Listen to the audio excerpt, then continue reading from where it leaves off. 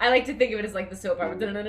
It is. Turn around and squeeze, and then you push it off, and it's really heavy, and you're dramatic, and your life is over, and everything is terrible. It's great.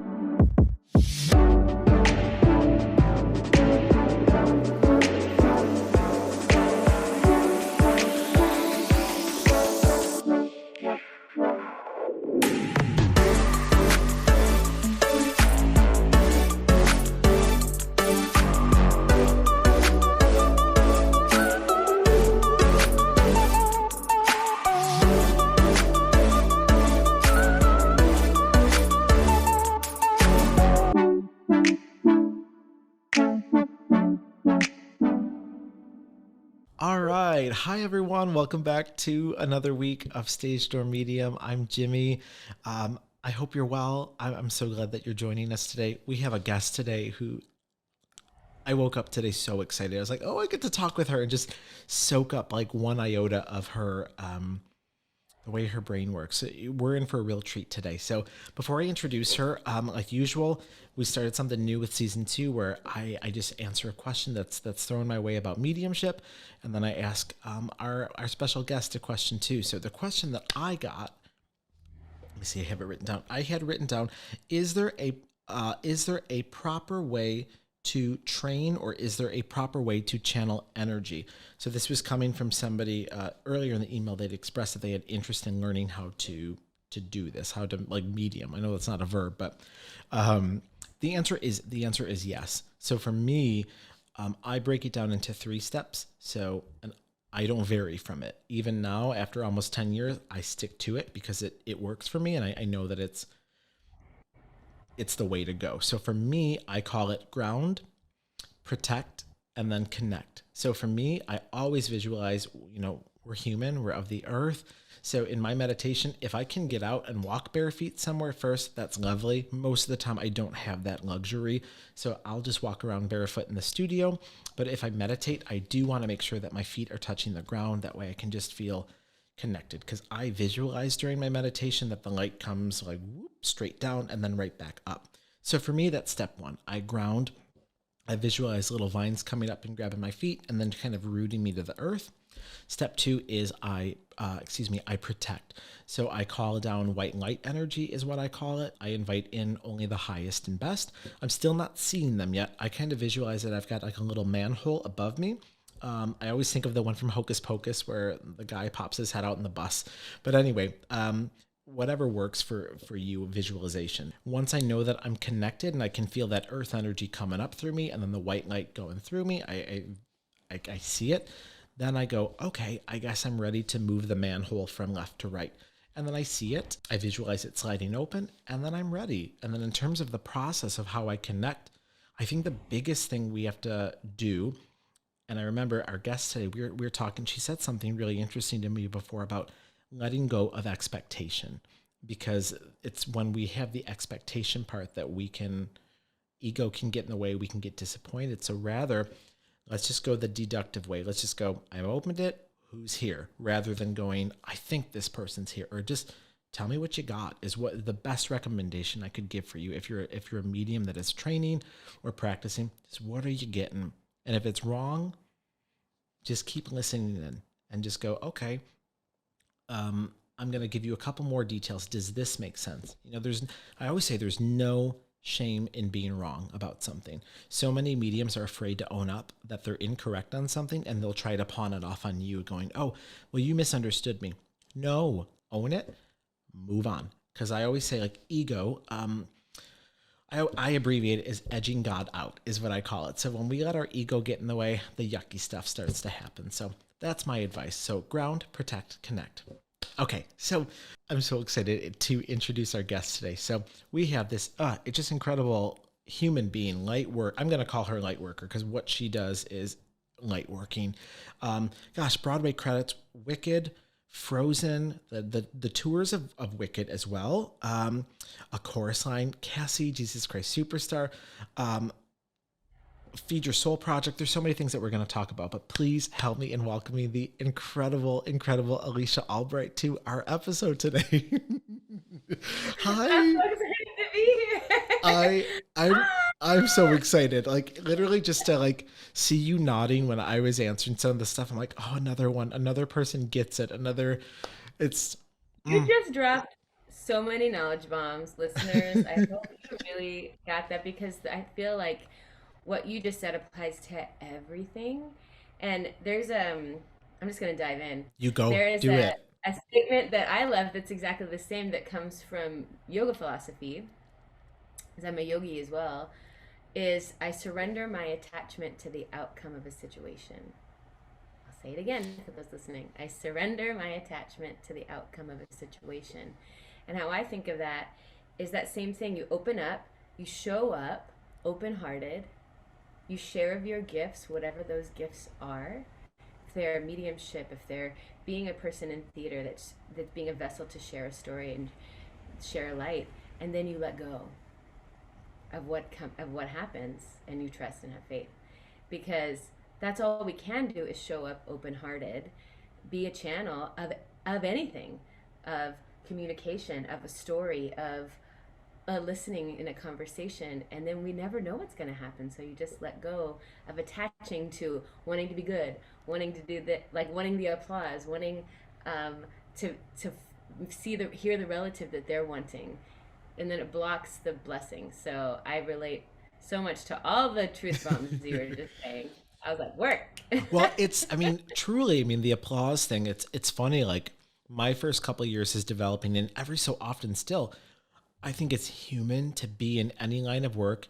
If you're performing, you, of course, you want to hear applause because it's the way we're trained is like, it's the external, extrinsic, like the gold star of, hey, we're with you. Then I think of like UK audiences in theater and how they're really not that enthusiastic until the bows. Like they view it as more of like a respectful.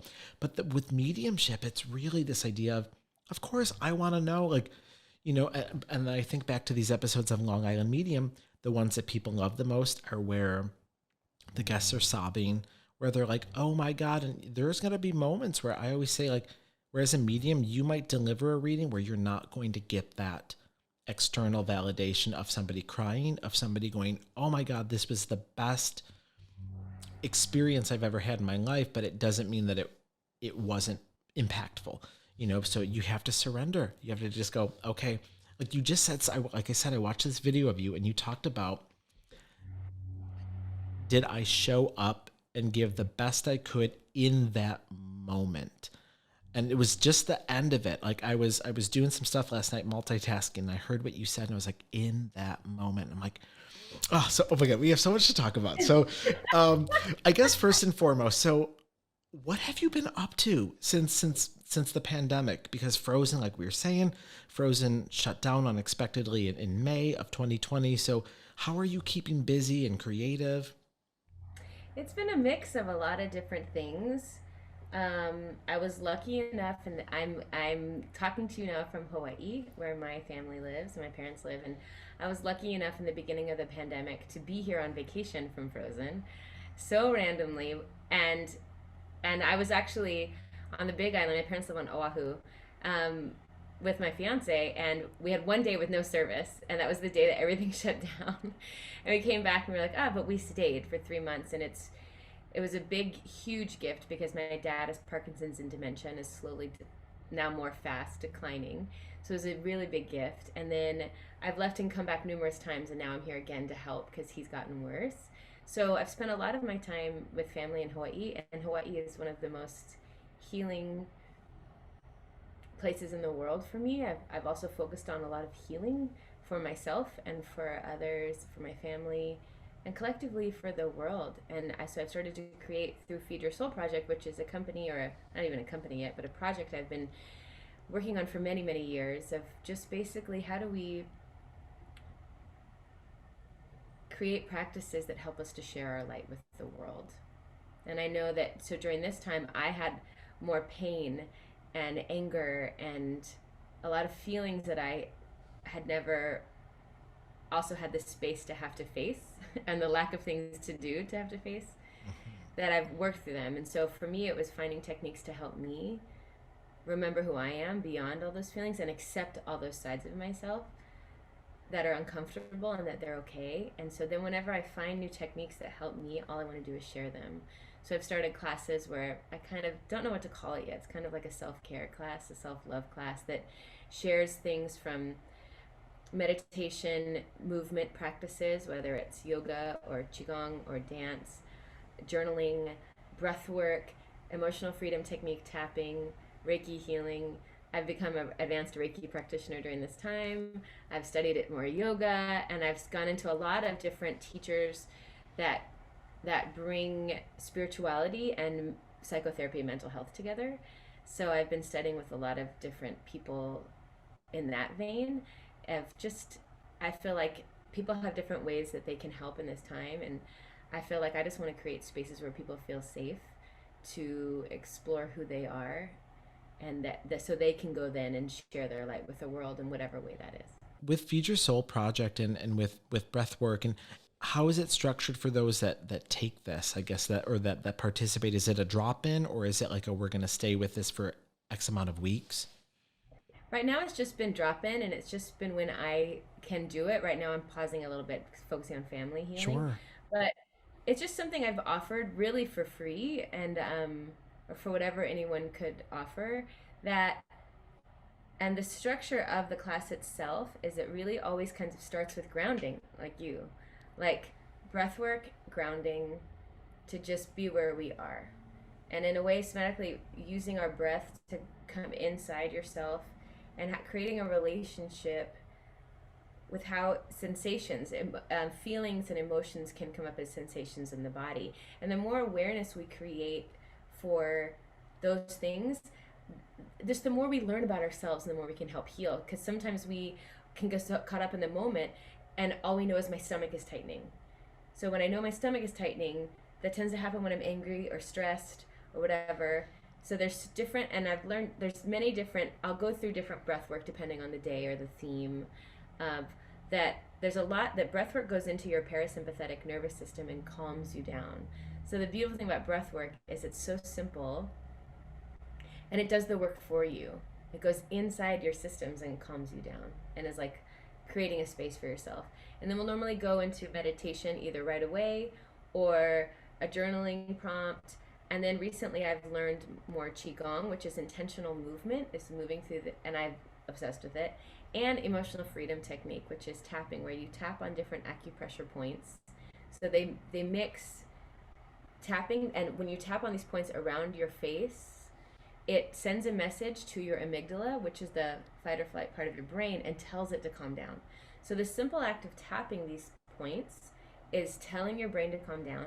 Then we combine it with psychotherapy, and what I love about it, it's helping me create a relationship with my shadow side.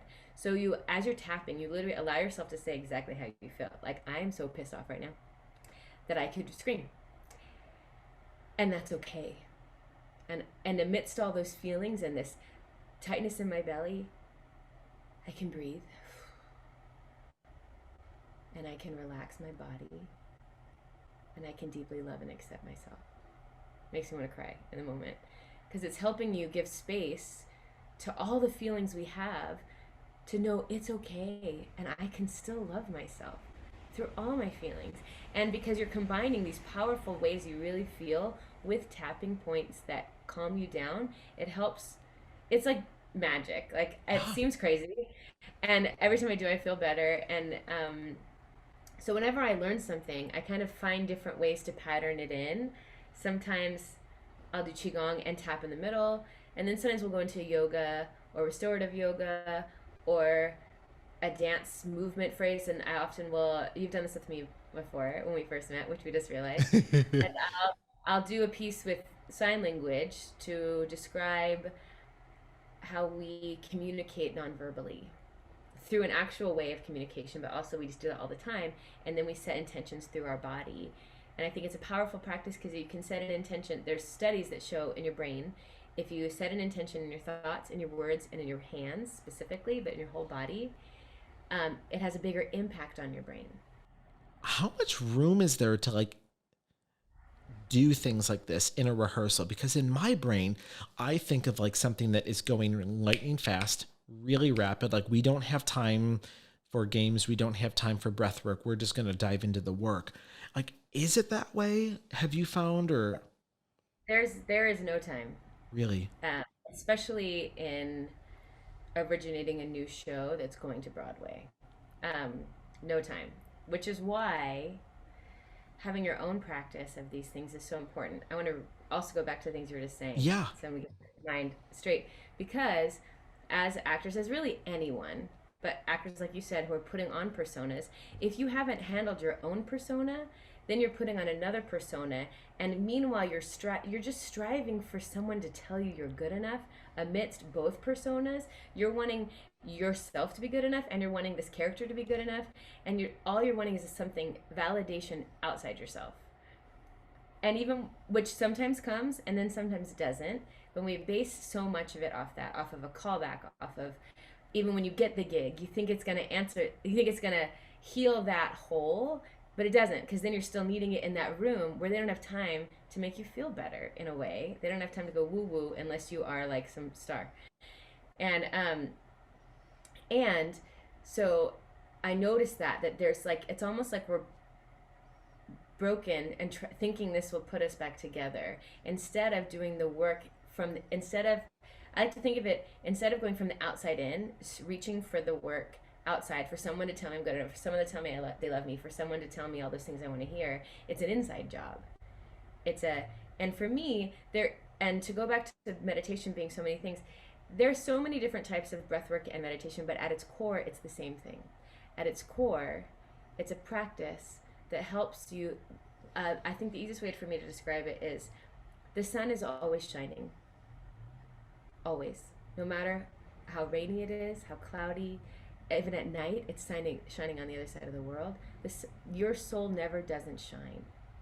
But like the clouds that cover it up, like the night, like are all the stories we tell ourselves, or all these veils that as human beings we're made this way, that we cover up who we really are at our core.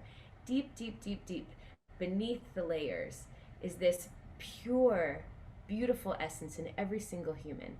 And meditation is a practice of releasing what covers who we really are. It can be said in a million different ways. Raise your vibration, lower your vibration, blah, blah, blah, blah, blah. But at its core, it's the same thing. It's in breath work as well. And there can be breath work that invigorates you, and there can be breath work that calms you down. So it's important to know which one you're doing. But all those things at its core is to reveal the true nature of who we are inside. They like to call it a remembrance practice, because as human beings, we forget the divinity inside of us, the beauty inside of us.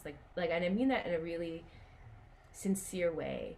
That, but we forget because of trauma, of scars, of emotional scars, of not feeling good enough, and we compile that, and then, like you said, we wear it like a badge of honor. Like I'm strong, instead of like I'm hurting, and that's okay. So these practices help me, and especially you get into a room and and then you're like, oh my gosh, like for me, I'd never originated a Broadway show. I'd been in a Broadway show for a really long time that had existed and I was in 3 versions of Wicked. I was on tour. I started in the Chicago company, then I originated the tour, but I originated a tour of a show that had already been existing, and then I joined the Broadway company.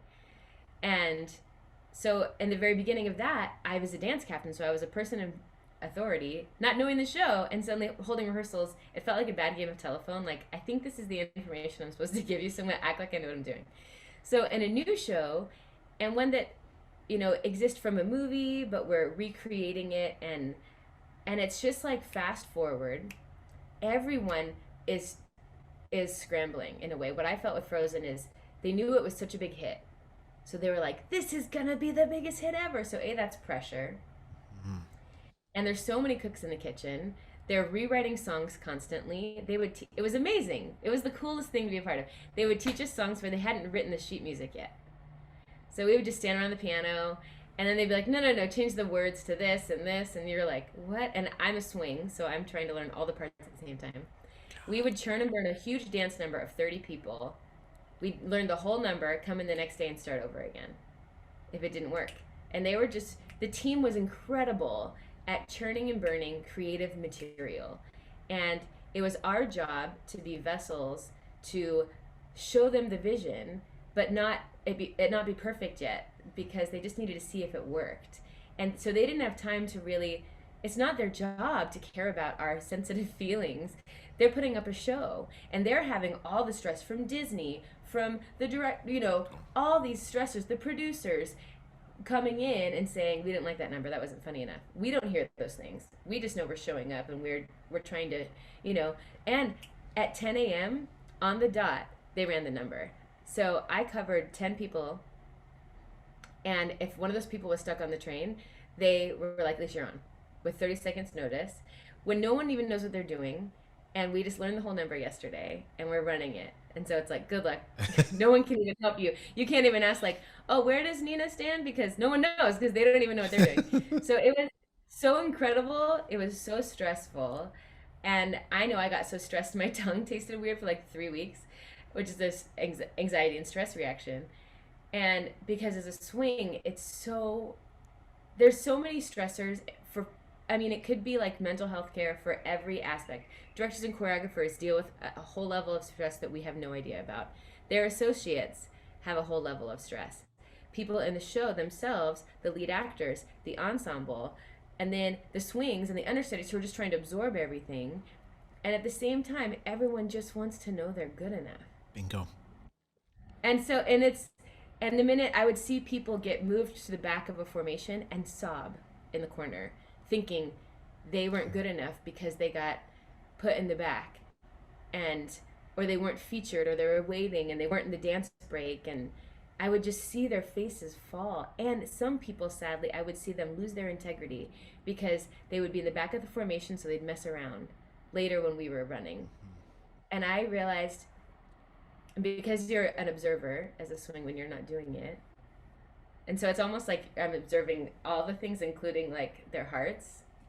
Yes. And I would realize those people forgot that they mattered.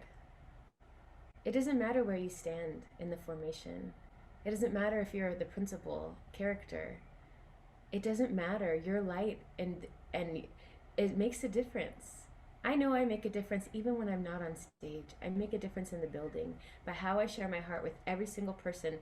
I miss them so much that I would come into contact with. I was friends with the front of house staff and the merchandise, and then the doorman, and then all the dressers and all the hair people, and I just loved them. And I sometimes when I wasn't on for a while, I would be like, I'm just gonna go share light. I'm gonna go bring sunshine to the building, and I would just go and chat with people, and know that they're seen, and they're enough, and they're important, and they're valued. The porters, everybody, and I just saw that those people forgot that they mattered, and because even if someone else didn't think they were good enough, it doesn't matter what those people think. It matters what you think. And it's not a way of like, I'm, screw you. And that's one way to do it. But ultimately, it's knowing at your core, I can grow and I can get better and I can learn. So it's this like fine line of like I understudied a part that they weren't putting me on for a while. And I'd had a bad experience at Wicked where they had told me I understudied Nessa Rose, and at one point they were like, you're so amazing, you should play the role. And then I'd had a rehearsal they didn't like, and they threatened to take it away from me. It was a roller coaster. So I had this PTSD of like, if they're not putting me on, I must be terrible. Because I tell myself, I'm not good enough. I know all this stuff because I do it to myself. I was like, I'm not good enough to play this part. Why'd they give this to me? I'm going to get fired. I was telling myself those things when I would be on stage. And then they wouldn't put me on so much, and I finally learned to advocate for myself. And without anger, I just said, is there something I need to learn? Is there something I'm doing wrong? Is there a reason this is happening? I just wanted to be in communication because I know the truth is better than what I make up in my head. And they communicated with me, and then they changed, and then we ended up playing it equally, and they gave me all, and then they really worked with me, and then it was amazing. And I would have told myself all these stories that weren't true at all if I hadn't been in communication with stage management, and I hadn't been willing open-heartedly to go, I just want to know because I love playing this part and I want to do it to the best of my ability. And if there's something I need to work on, I'd rather you work with me on it. And then they felt open and not attacked to be in communication. So I went off on a whole thing, but No, that's to okay. finish, It's beautiful. to finish, I think it's important because there's no time. There's just so many things that every single department is dealing with, and there's never time. Unless there's one company I've worked with that they start a Transcendence Theater Company. They start their rehearsal days with 30 minutes that they call it an alignment, and different people would guide it, whether it's yoga, meditation, essential oils, anything you wanted to offer that grounded and connected. And that was a life changing experience because that's what I feel like we want. We want that moment of connection, like you did, like a meditation is something. And that company changed my life because they offered the things I was already practicing, but they offered it. So it's important because in I felt like the higher and higher up I got in jobs I got, there was less time and support for those types of things. Maybe going forward now, that would be a beautiful thing to shift the Broadway community and the theater community, because theater community is much more than Broadway, Oh, I know. and and to advocate for those types of things. But I think that people, if you can create your own practices before you go in the room, then you show up differently. If you take that sacred time, and if it's even getting to the rehearsal room 30 minutes early and finding a corner and doing some work for yourself, breathing, meditation, even in the toilet stall, like the toilet stall, you know what I mean? Yeah. So you create that safe space and that grounded quality for yourself. Then you go out into that world. It's like this beautiful protective bubble, like you talked about, over you, Yep. amidst any energy coming at you. It makes a big difference. And it's you bring up such a great point, and it's interesting with Nessa Rose because talk about a character that would lend itself to that vulnerability of like, why are these things not happening for me? Am I not good enough? You know, I mean, but that's a whole nother question. I She's one of my favorite characters. I love watching her arc in that show, and I've always wanted to know, why is she the only one that doesn't get a wig? This is random, but like, spirituality aside, why isn't she wigged? There's a story. It's something like, because I always felt weird because I'm blonde, and They're so normally when I picked brunettes. her, I was like, please give me a wig. A, because also in Popular when she goes blonde, it doesn't land as funny because your sister's blonde. Like, Bingo. um, but and my own hair on stage isn't as enjoyable as a wig. So I'm always like, I was like, please give me a wig, because they would, they would torture me and they would be like, curl your hair, and then by the time the show started, my hair looked like straight. I was like, ugh. But the director Joe Mantello, she had a wig in the beginning, and somehow he got it in his mind that he didn't like the look of the wig, and it was just a choice that was made Huh. once upon a time, that he said no more wigs for Nessa Rose, and then it stuck.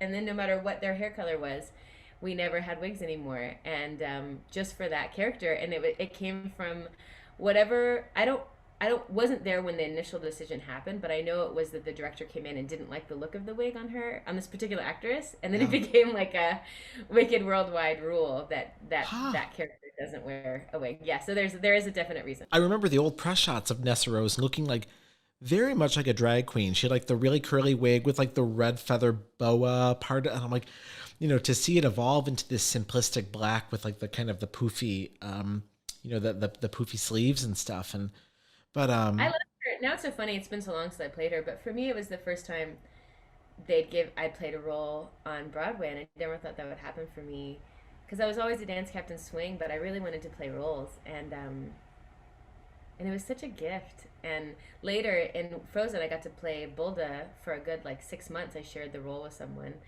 and I was the queen as well. And with Bulda, I'd never had that long a period of time to really craft a character sure. and make it my own. And at Frozen, they really let us, the three of the people who understudied her, we and the girl played it. We were all so different, and they allowed us to be that. Sometimes at Wicked, they try to put you in what they know works Yeah. and not allowing the people to grow as much. But and I don't know if that's it makes sense for long running shows. It just happens naturally, and in a new show, they were allowing us to find it. But with Nessa Rose, I think even now, what I know now about my own psyche and human psyche, of like her being this person that is so vulnerable, but also, there's moments when we snap, you know? Everyone's done it. And we witness hers. Yeah. And it comes from deep hurt of not being good enough and not getting the love that you want more than anything. And that's also layered upon like familial stuff, and so she's a fascinating character. And I was really, and for me at the time, now I'm more connected to that side of me, but then everyone just thought I was always happy all the time, so I think they were kind of shocked that I played her. And for me, it was so fun. Ah, a couple things that you see all these like TikTok challenges. I want to start that like it was alphabet challenge. So like literally I make the joke with my husband every time I'm rolling out the trash and it's heavy as hell. And I feel like, cause you know exactly what I'm talking about when she goes, it was alphabet bach, it was alphabet. And then she like, you see the gravity of it. Like literally I feel like a Broadway Nessa Rose when I'm wheeling the garbage out to the curb, like in dirty ass sweatpants. I was like, I it love was alphabet with like the hand. of her pushing the wheelchair That's it. off, because that wheelchair, she's heavy. And the funny thing is, on Broadway, inside scoop. So on Broadway, it's a rig stage, Yes.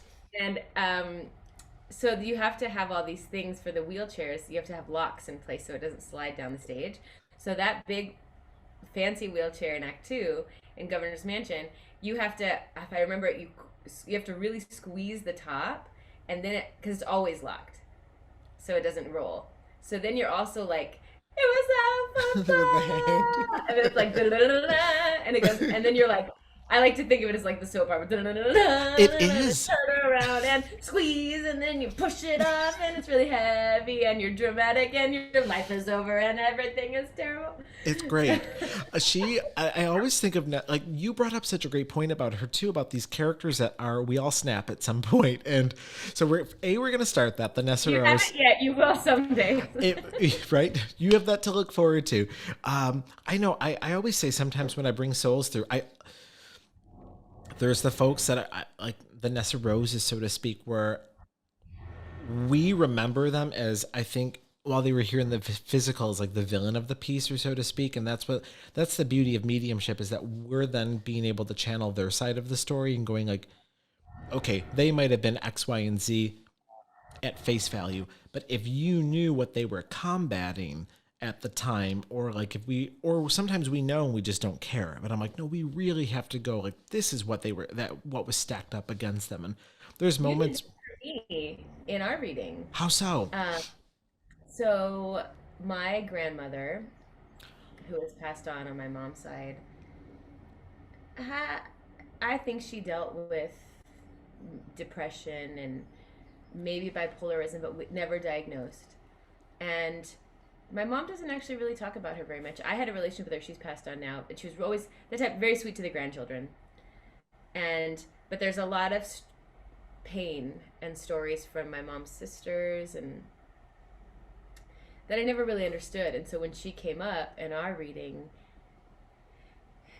I finally had said, I was like, I don't really know her. I don't really know a lot about her because of this stuff. And you brought up a thing about a shoe, which was like an amazing thing because I forgot about that. stories of pain, abuse with the shoe, and but you had opened up that her story of perhaps dealing with postpartum depression and not understanding, and my grandfather being so busy, and her having all these feelings she didn't understand. And if you can imagine back then, what's the 50s, and like to have all these children to have mental health things that you don't understand, you don't talk to anyone, you don't talk to your husband about it, you don't have a therapist, they don't talk about it, and so then it just implodes and gets worse, and you take it out on your children. Not that it's okay, but it for me, it was just it all made sense, and it made me have more compassion for the human being that she was, that had a lot of things stacked against her that she didn't understand. And it's that exactly what you said, that opening of her story of like, I feel so much compassion, and I wish she had someone, because I know, like, I feel so blessed to have tools when I feel that way in a world that makes mental health more normalized. And I have a partner who just looks at me and knows what I'm feeling. And he's like a safe haven of like, it makes me want to cry thinking about him. He's just, I can say anything. And he's like, I love you, it's okay. And it feels so healing to have a partner that I can tell everything to and know that I'm still safe and accepted and I'm not crazy. So if I didn't have all that, I would go crazy, you know what I mean? So it just makes me feel for her. And you're right, every person has a story. Every family member we've had, every person in the world, every and in my tradition what I've learned is they also say those are our biggest teachers. You know, like the people who trigger us, the people who in our families who challenge us are our biggest teachers about our own journey. In a couple weeks, I'm taking a vacation, and it's not that. No, don't get me wrong. Like when I'm in the thick of a reading, like I'm not thinking about anything. Like I blink and the reading's done. Like that's how much I love what I do. But it also doesn't mean that it's not draining. That's always something that's resonated with me about the performer's life is that, let's say even there if there's a day where you don't have a cleanup and there's no rehearsal and you just go and do the show, you might only get through those 3 hours, from start to finish, and you're like, I'm whooped. Like where I can get through my office day 8 hours and be like, now I'm tired. I can get through 2 hours of readings and be like, it feels like 8 hours. And so, and while I'm 100% present in it, and I try to be, I should say, we drain down more quickly. And I also think it's interesting because as there is a real pitfall in mediumship of because we are going, come on in. I want you to feel seen, safe, protected, and I want to allow them to offer insight into your issues. There comes a real moment in time where if we're doing that too much, we neglect our own self-care, and you get it. And so for me, I was like what 2 months ago, I had a really busy month, and I didn't think anything of it. I was like, I can keep up with this pace, and the readings were lovely. And I was really proud of myself, but it doesn't mean that I wasn't exhausted. So when break came up, I was like, I told my husband, I was like, do you mind if I go away for a night? I'm going to go hike. I'm going to go up to the mountains and recharge my battery. And he was like, go for it, babe. He's like, and I came back and I was like, oh, it just took a little. That's one of the things I do to recharge. And like the other thing is, I this one gets me emotional sometimes. I have a photo of myself as a kid that I keep as a favorite on my phone. And when I'm having a rough day, I pull up the picture of like the young version of me that's like 6 or 7, and I go, would you talk to him that way? Is what, and, or I'm like, if this was a student of yours, would you talk to them that way? And Goodness, that gives me so many thoughts. My teacher, my teacher's 82 and still teaches, and she's brilliant. And she's a yogi meditation teacher, yoga teacher, has her own yoga studio called the World Yoga Center, and studied in India, is also a psychotherapist. She's amazing. yeah, They say if you have a puja or a sacred area in your house with things, for my fiance and I, we have a whole section of crystals and relics and family stuff, and they say put a picture of your young self.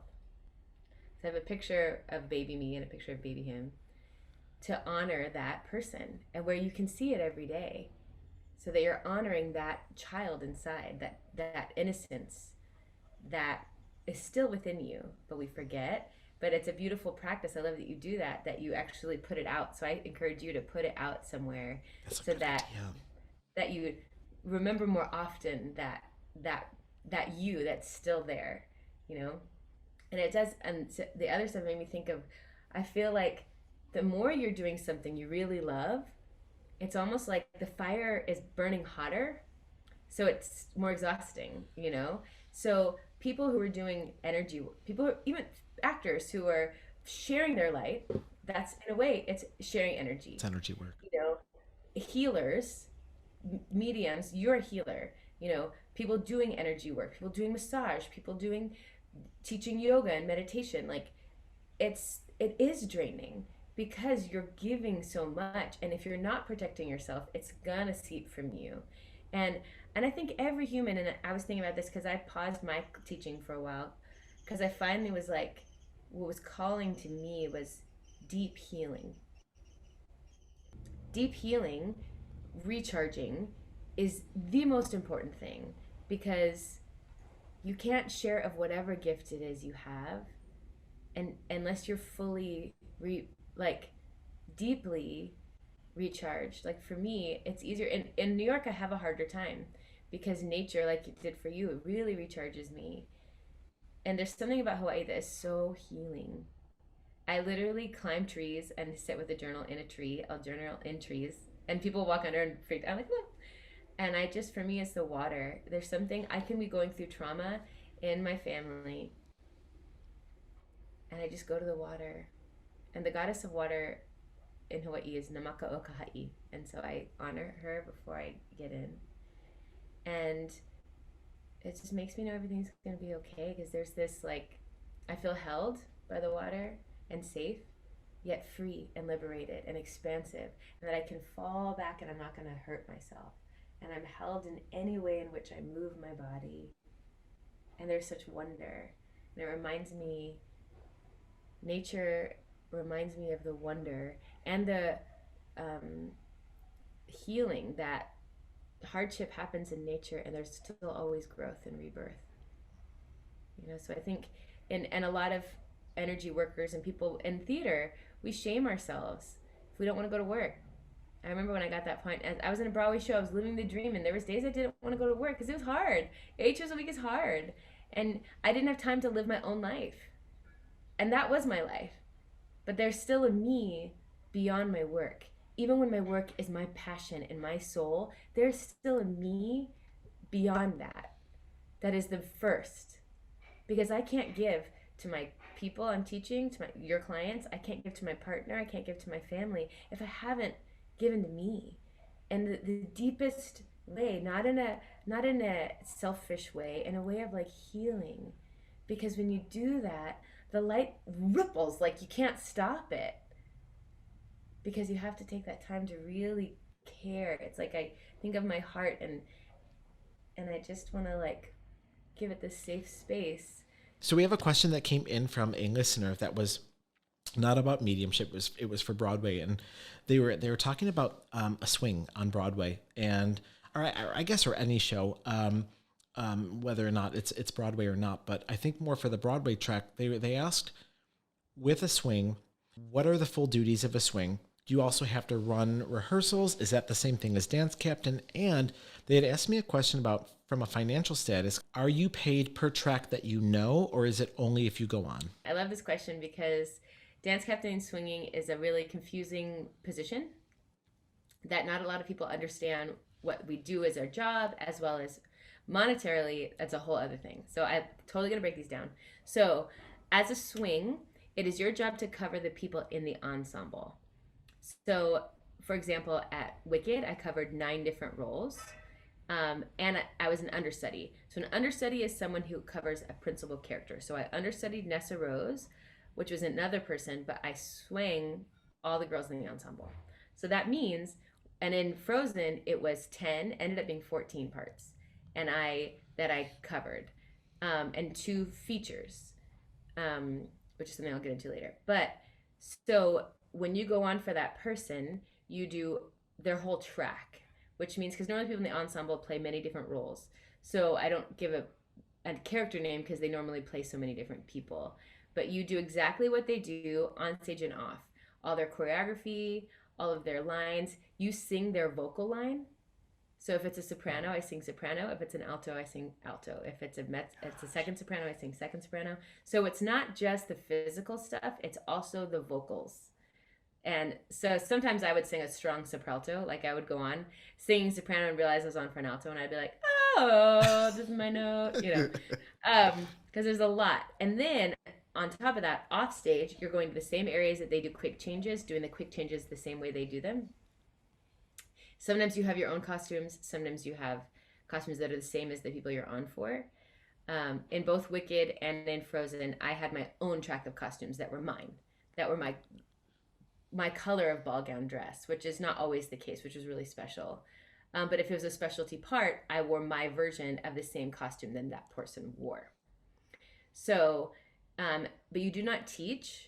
You're there, you're often called in more often because they'll have understudy rehearsals that swings are always at to go over the different roles they play and also help We help new people because you'll be a body when a new person is learning something, and they'll always bring the swings in. Swings get utilized so much, which is awesome and also challenging because sometimes they're getting overworked. As a dance captain, you're you're normally a swing and a dance captain if you are a dance captain, because the positions help you do each other better. So as a dance captain, you're an assistant to the director and the choreographer. It's your job to help maintain their vision when they leave, day in, day out. So you teach the people who come in all the movement and the choreography and their blocking. And you work hand in hand with the stage manager if they're doing that, or the assistant director, who we had an assistant director on site at Frozen that helped us with that. At Wicked, we had the stage manager doing that role. But you're also a swing, so you cover those people. And I feel like I taught them better when I was a dance captain because I performed them, so I could really be like, this is what you're going to see because I've done it. I know I can really tell you detailed information because I've done it myself. But I also helped with all the principles. I knew all the lines of the show. I know the blocking of every single character. So I knew the whole show. As a swing, you're only responsible for the roles that you cover. As a dance captain, you're responsible for every part of the show. Every character, every role, every blocking, every choreography. And maintaining that it looks as good as it did day one. Mm-hmm. Energetically, physically, they're in the right spots and the right spacing. Sometimes people get a little overzealous and they'll overdance something and then move to the side. And we're like their mirror as a dance captain, so that because you don't know anymore what you look like, and you might be blocked by someone. All these little details, and you can't be on stage every day because then you can't watch the show to give feedback. So we also give notes and give feedback to the people who are doing it every day. As a swing, you're just responsible for the parts you perform.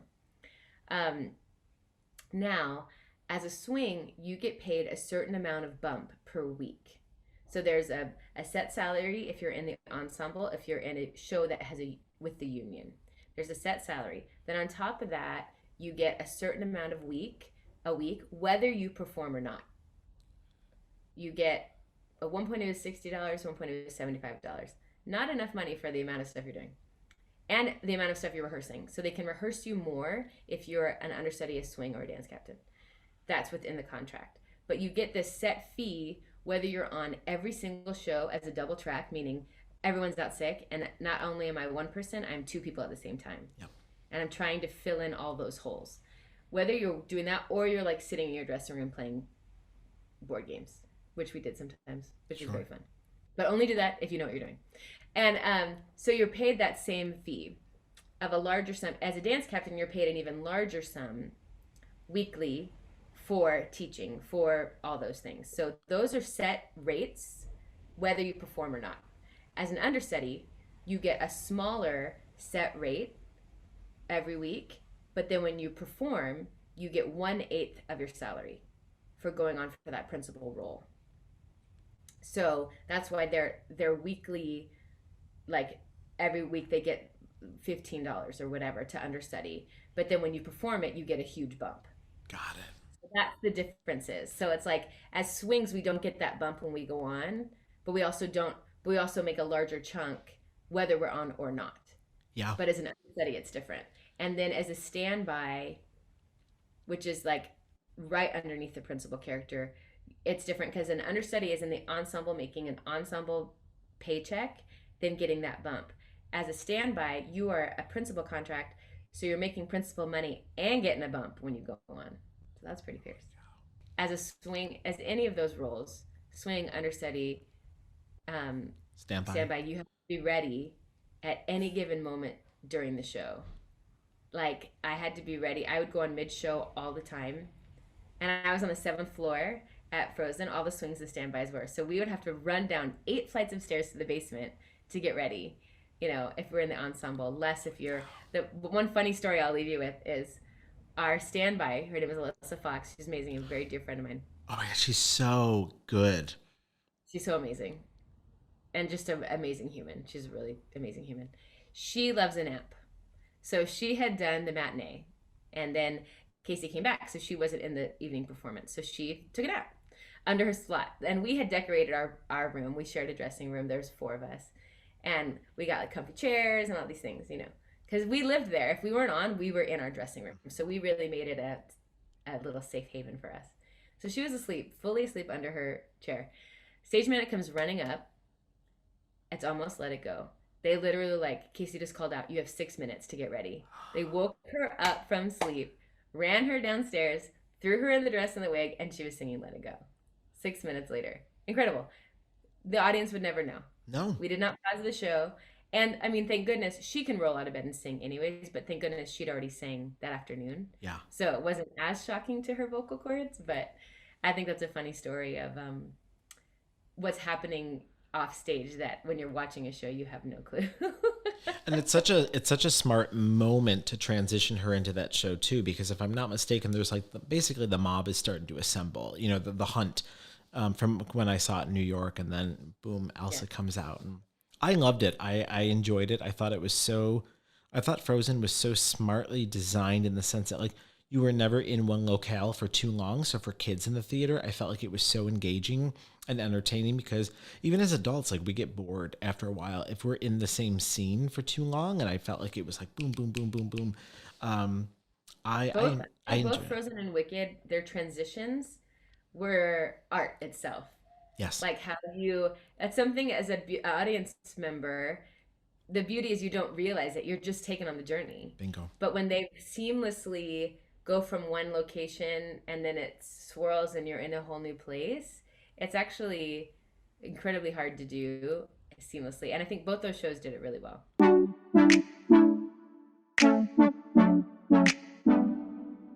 If you had to be stuck as a ghost in a theater for all of eternity and could only watch one musical over and over, what would it be?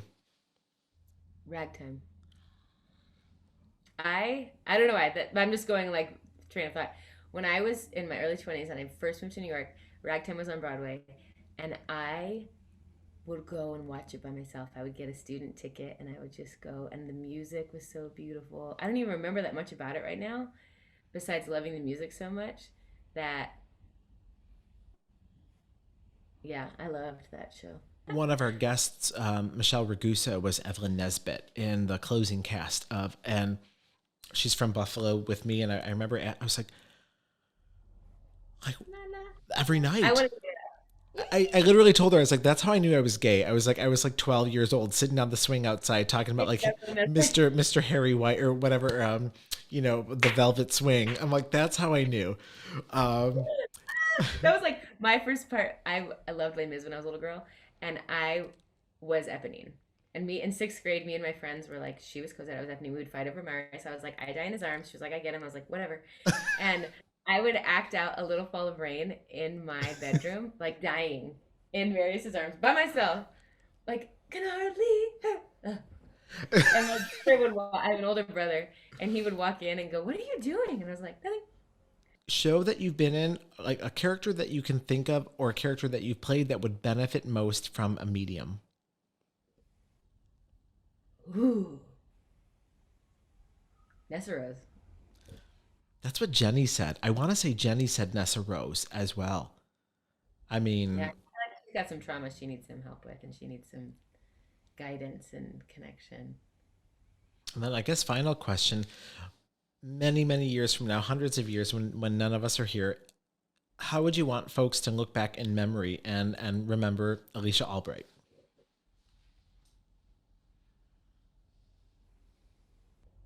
So funny. I've done this work. I've asked myself this question, but it's been a long time, so it's hard to really think about it.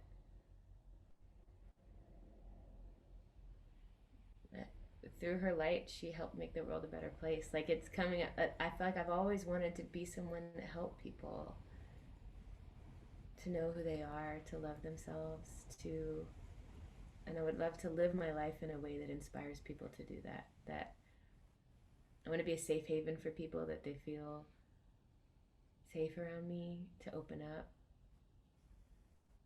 inspired to do all they can with their precious life, and that yeah, I would want to be remembered as someone who helped people do that, You whether it's through conversation or teaching or sharing what I love and dancing underwater, whatever that is, that I want to be a vessel of light and healing. I can't wait to just bear hug you. I cannot wait to get to New York, bear hug you. I jump on people. I should warn you. Like That's I jump fine. on and do a full body wrap, That's fine. like leg to I leg. will have my Cairo appointment ready to go for when I get home. I will I'm ready. So thank you so much for being our guest today. This was a real gift, and I hope you're well. And I feel like when I'm allowed to be my full self with someone like you, with another light bringer, it's so healing to just speak from our hearts and not put on a mask and not. It's like for me, it's the most healing to just be like, this is the things I care about, and it's so healing. Yeah. So this is a really healing conversation for me, and I hope anyone listening, for you to know you're enough, just as you are. There's nothing you need to do. You are beautiful and perfect, exactly the way you are, and you are loved, and you are special, and you matter, and you make a difference in the world just by being who you I can't thank you enough. Thank you, thank you, thank you. Be well, and I will talk to you soon. are. Mwah. Mwah. Bye.